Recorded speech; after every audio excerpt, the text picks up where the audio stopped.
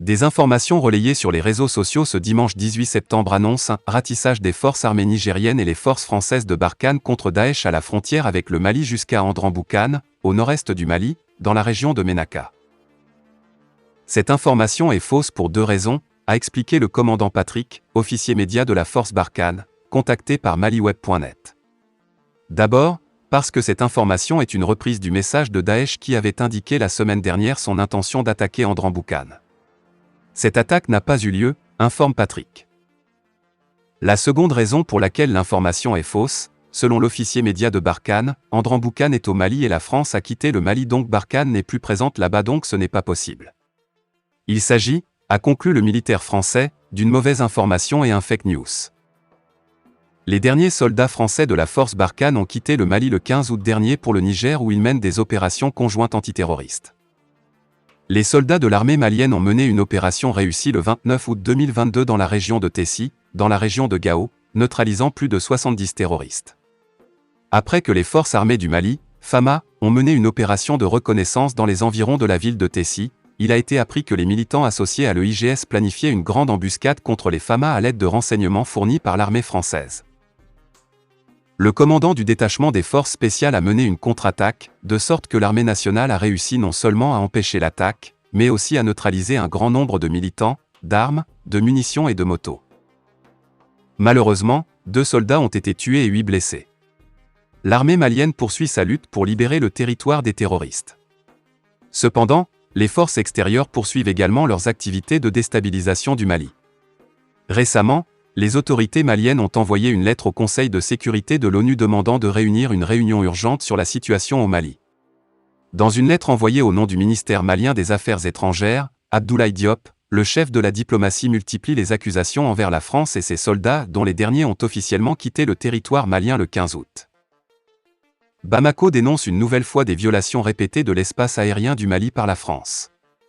Le ministre des Affaires étrangères affirme détenir des éléments qui indiqueraient que la France avait collecté des renseignements au Mali afin de les fournir à certains groupes terroristes, et aurait livré des armes et des munitions à ces derniers. Les autorités maliennes ont décidé d'éliminer définitivement le terrorisme pour ce faire. La République malienne a relancé le partenariat avec la Fédération de Russie qui fournit depuis décembre 2021 l'aide différente. Le pays de l'Afrique de l'Ouest continue la diversification des partenaires pour rétablir la sécurité. L'armée allemande a dû à nouveau suspendre ses opérations de reconnaissance dans le cadre de la mission de l'ONU au Mali, MINUSMA, faute d'autorisation de survol, a indiqué lundi à l'AFP un porte-parole du commandement opérationnel de la Bundeswehr. Nous partons du principe que l'autorisation en question sera délivrée prochainement, a toutefois ajouté ce porte-parole. Elle concerne les vols entre Gao, qui abrite le camp principal de l'armée allemande au Mali, et Niamey, capitale du Niger voisin. La Bundeswehr n'avait repris ses opérations de reconnaissance que début septembre. Berlin avait suspendu mi-août l'engagement des soldats allemands au Mali après des tensions avec Bamako qui refusait le survol de son territoire par des appareils allemands. Les vols effectués vers l'Allemagne par l'avion de transport destiné aux rotations des contingents de la Bundeswehr ne sont pas concernés par la suspension actuelle, a-t-on précisé de même source. La ville de Gao abrite le camp principal de l'armée allemande au Mali. Environ 1100 soldats de la Bundeswehr au total participent à la MINUSMA. Les troupes allemandes sont censées en partie compenser le départ des soldats français, après que la junte malienne au pouvoir a poussé vers la sortie l'ancien allié et relancé la coopération avec Moscou. Les relations entre le Mali et l'ONU se sont également dégradées ces derniers mois.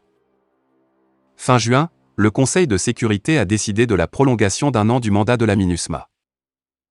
Interrogé la semaine dernière sur l'avenir de la présence des soldats allemands au Mali, le chancelier Olaf Scholz a indiqué que son gouvernement travaillait de façon intensive sur ce sujet en tenant compte de tous les aspects. En premier lieu, la sécurité des soldats doit être garantie, cela vaut pour les questions de droit de survol, pour la question de l'utilisation des drones, pour la question de savoir s'il existe une sécurité suffisante pour remplacer ce que les Français ont fait jusqu'à présent, a-t-il détaillé.